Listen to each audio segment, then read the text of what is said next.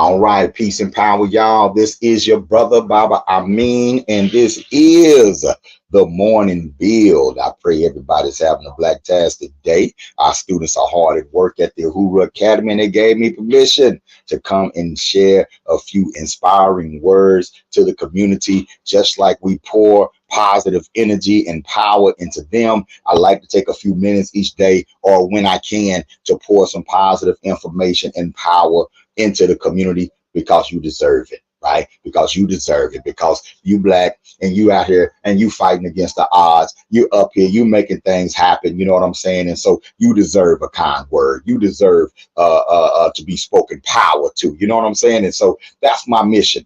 That's my mission, and that's what I'm here to do. And I'm just taking time out right now to spam people.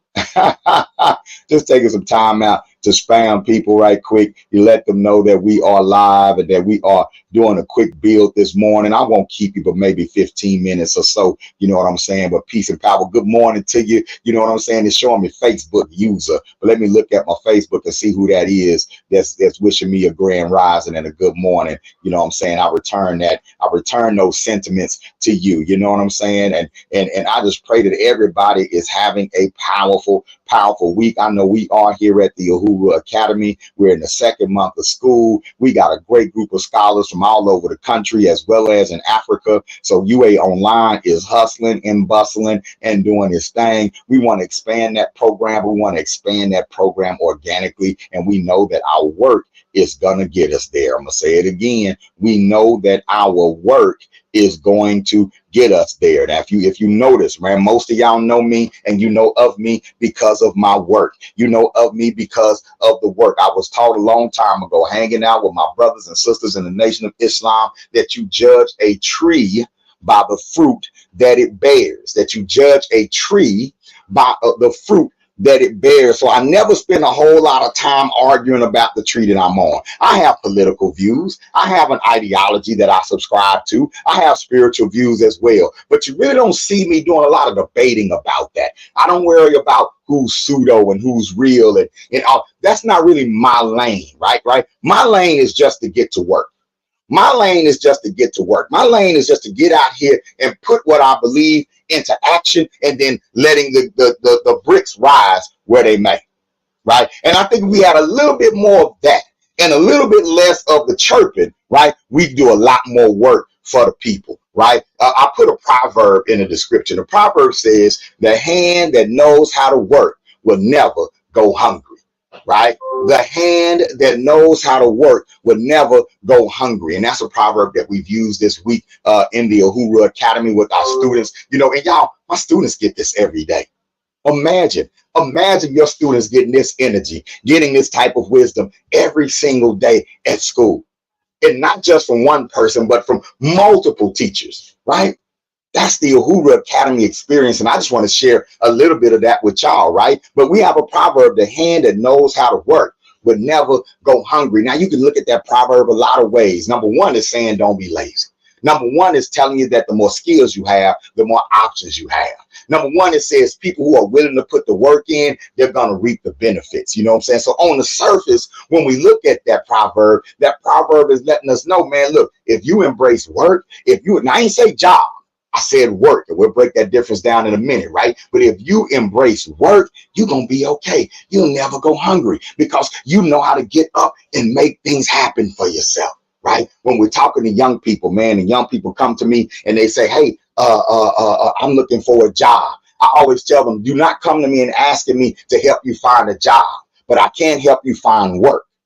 And if you go out here and you look for work, the job part will take care of itself. Right? Young people would come to me. I remember when I used to do job development with young people, I said, no, we're going to do work development. We're going to develop your work ethic, your attitude towards the work, right? We're going to attach the action of work to your goal, to your vision, to the point to where you love to work, where you're looking for work, right? Not looking for job. Right? When you look for job, you're looking for someone to hire you and give you a paycheck. When you're looking for job, you're not really looking at what you're going to have to do at the job. You just worrying about the paycheck. Then you take the job because of the paycheck and you're miserable because you do not like the job. But people who look to work, right? They're going to be working whether they have a job or not. For example, I haven't had a job for over 15 years. But I get up and I work every day. I'll get up and I'll work every single day. No one has to hire me in order for me to have work, because the hand that knows how to work will never go hungry. I used to send young people up to the barbershop and say, man, go sweep the floor. Just go sweep the floor at the barbershop. Don't charge them nothing. Go sweep the floor. Just let them know you're just trying to get some work experience, and watch what happens. And when these young people venture out into community, going to the church volunteering, going up to the barbershop volunteering, and they got to get into work. Next thing you know, the barber's looking at them. The other folks are looking at them. They're saying, man, you just want to work. Let me give you an opportunity. The hand that knows how to work will never go hungry. Many of you as adults, you are entrepreneurs, right? You're entrepreneurs. You have these business ideas that you want to enact, but you got these fears, you got these mental blocks that are in the way, right? Now, you're a hard worker on the job. When you get to the job, you see that to death and got your little cheese crackers out and stuff, and you know how to work on the job. But man, working for yourself is a totally different mentality. It's a totally different animal. Can you get yourself up early and be on time for yourself like you do for your job? A lot of people struggle with that. A lot of people struggle with that. Can you get up when you have to create your paycheck? Can you get up and be on it? Get dressed. Just like you going to work, the same standards that they put on you, can you put those same standards on yourself? Because the hand that knows how to work will never go hungry,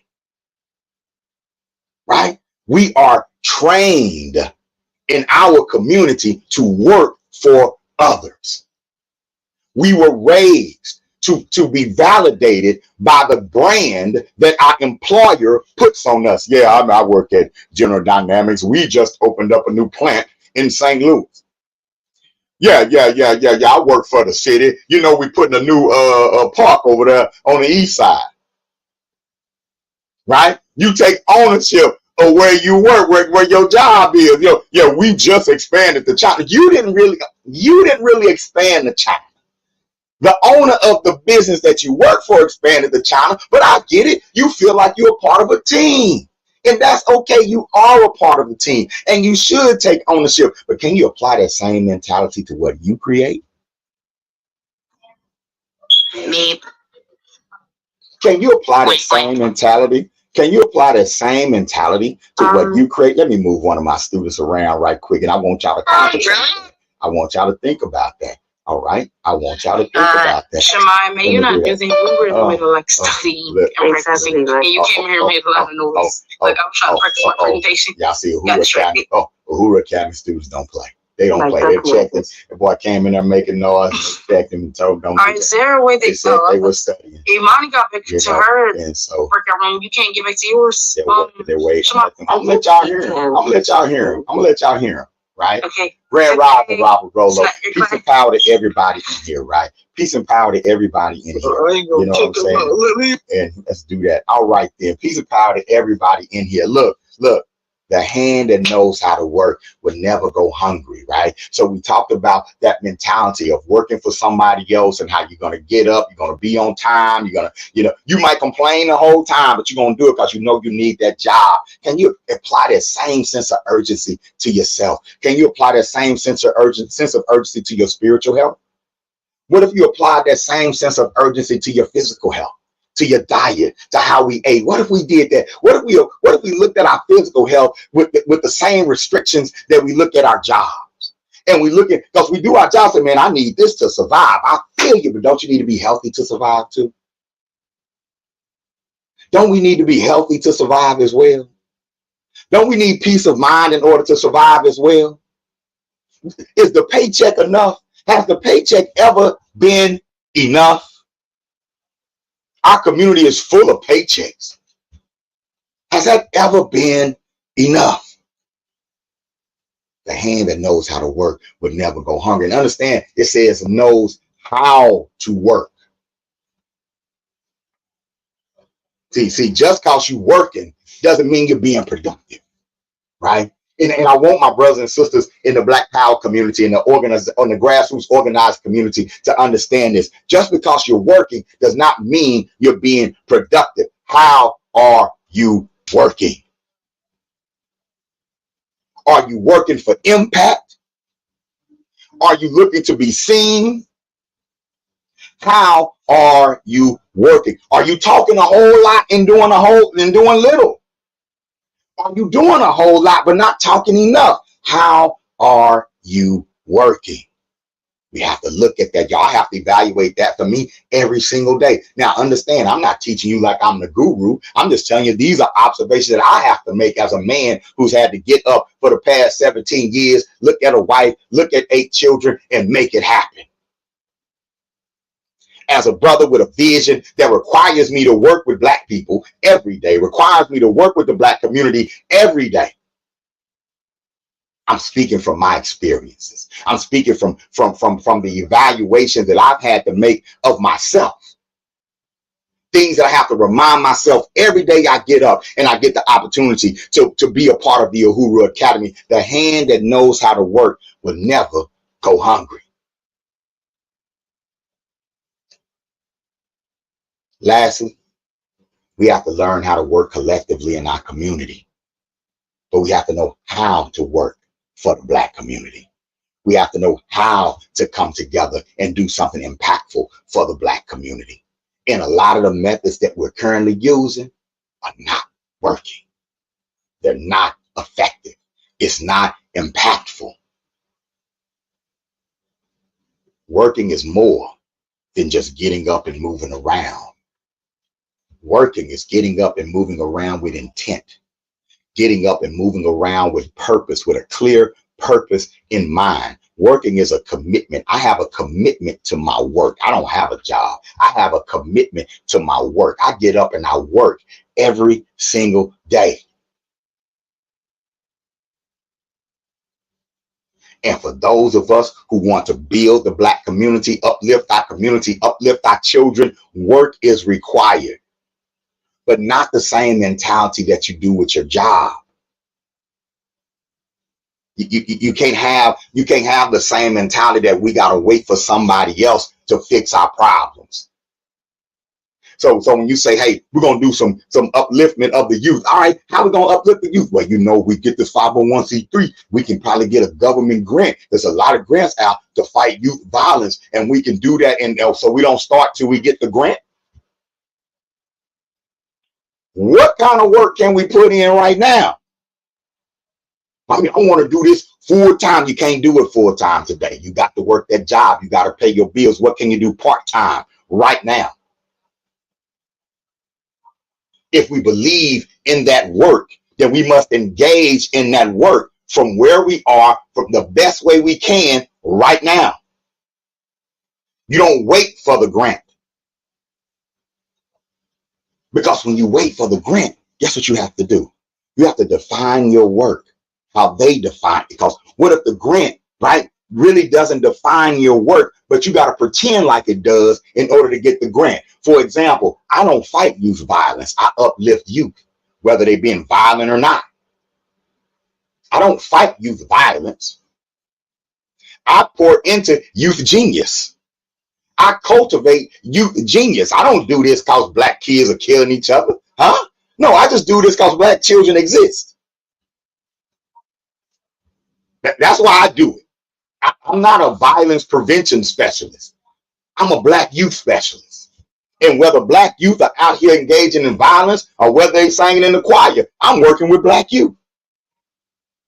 But when you go in and we go out here and we say, yeah, we have to fight this youth violence. Our youth are out here killing each other. 98% of our youth are not killing each other. And y'all, 98% of the programs that get youth violence grants, they're not working with violent youth. The youth that are shooting don't come to group. The youth that are shooting ain't at the Boys and Girls Club. The youth that are shooting ain't coming to do pain and sip class and all that kind of, they're not doing that. The majority of the youth that you're going to work with are youth that are fighting poverty, youth that are looking for opportunity. That's who you're looking at. You're working with at promise you. You're working with you that have potential. Those are the ones that show up, the ones that already want to do something better.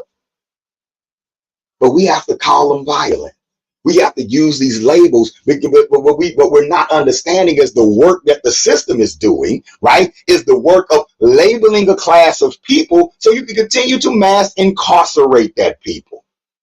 So you can continue to commodify the failure of that people because there's money in the problem. The money in the problem goes to the system. The money in the solution goes to the community. Uh-oh. See, the problem money goes to the system. I got to go work for this program. They're going to give me a salary. I'm working for this program, give me a salary. You know, there's a lot of programs out here, private programs, right? They are profiteering off of Black suffering. They're profiteering off of Black failure. And they'll come into your neighborhood as a private company. They'll get a $3 million annual operating budget, pay you $35,000 a year, pocket $1 million a year, pour another 6 figures into the program itself. They making a profit, and they want the problem to stay, because if the problem leaves, the bag leaves. But if you go in and you work in your program solution base, what you're looking at is the impact that's going to have on the solution, on the community as a whole. You're looking at young people as future store owners. So that means you're looking at the store owner on the corner like, yeah, your days are numbered because we raise the children that's going to come take this over. You're looking at the lady that's buying up all the houses and stuff that's not from the community and say, oh, your days are numbered because we over teaching our babies real estate. They've got to come buy all that cheap property. So you have a totally different mentality. And now you got people looking like, that ain't what we want. Those folks that are making profits off of us not paying attention, they like, wait a minute, hold up, let's get them back to the gang banging. See, that's when we know how to work. And when the Black community, when we learn how to work, when our hands truly learns how to work for our community, we'll never go hungry. Because everything we need, we already have. Everything we need, we already have. We just got to put in that work that says, I'm already somebody. I'm already validated. I don't need a polo on me. I don't need this on me. I don't need to be a consumer in order to matter. I don't need to be a consumer in order to be equal. The greatest thing that happened to you is not that you can go into a white-owned store and spend your money. That's not the greatest thing that ever happened to you. The greatest thing that's ever happened to you are your ancestors who endured, who survived so you could be here. The greatest thing ever happened to you is that beautiful chocolate skin you got that absorbs sunlight. The greatest thing that ever happened to you is that beautiful hair you got on your head that you keep straightening out. You know what I'm saying? But that beautiful hair that you got on your head that protects that beautiful brain from particles in the air. The greatest thing that ever happened to us as a people ain't got nothing to do with anybody else outside of our people. And this ain't hatred of others. This is love of self. And you can't really love nobody else to capacity until you truly love you without shame. And that's work. That's a skill. The hand that knows how to work will never go hungry. What kind of work will we do if we truly loved ourselves? I gotta go. Because as y'all heard earlier, our babies are hard at work today. And we're raising these children to be global citizens who look at the whole world as their oyster. They're not coming out trying to hate on nobody. They're not coming out trying to bang on nobody. They're coming out banging on ignorance. They're coming out ready to lead. They're coming out of our institutions ready to grow, ready to build businesses. They're coming out of our institutions ready to raise the bar, raise the standard. And we got to make sure there's a community ready to receive them. Y'all, support our work at uhuraacademy.com. All right, you can go to uhuraacademy.com right now. you know, and go to the support tab, and you can make a donation to the uhuraacademy.com. You can make a direct donation right now at $ Uhura Academy, you know, because, you know, hey, it is what it is. I love the work that I do, and I appreciate the community, because guess what? We're in our 13th year as a school, and this is all black dollars, all black dollars. So I appreciate everybody. I'm talking about it, whether you give $1 or $1,000. I appreciate you. And you know that when you give to the Uhura Academy, 100% of what you're giving is going towards the work that we do. Shout out to UASC International. If you're in the Columbia area, go to uascinternational.org. Beautiful campus out here. Much love to the Washington family, the owners and operators of Uhura Academy at UASCinternational.org. It's an honor to be here and to be a part of building that institution, because the Uhura Academy is more than a school. The Uhura Academy is a school system. Shout out to the new Akibalan STEM Learning Center. Shout out to Dr. Oya Mayat and Conscious Ingenuity, and everybody else that's out there working and grinding on behalf of our community. You're appreciated and you're loved. Also, go to blacknationstore.com and get you some Uhura Academy merch. All right, you ain't got to just give us nothing. Go get your shirt. Go get your hoodie. Go get your coffee mug. Go get your travel mug. We got you covered. You know what I'm saying? And if it seems like I'm excited, it's because I am. I get up every day and I do something that I love so much that I do it for free. But I do it so good that people pay me for it. That's success. And that's a hand that knows how to work. This has been the Morning Bill with Baba Amin. Peace and Black Power. Y'all have a great, great day.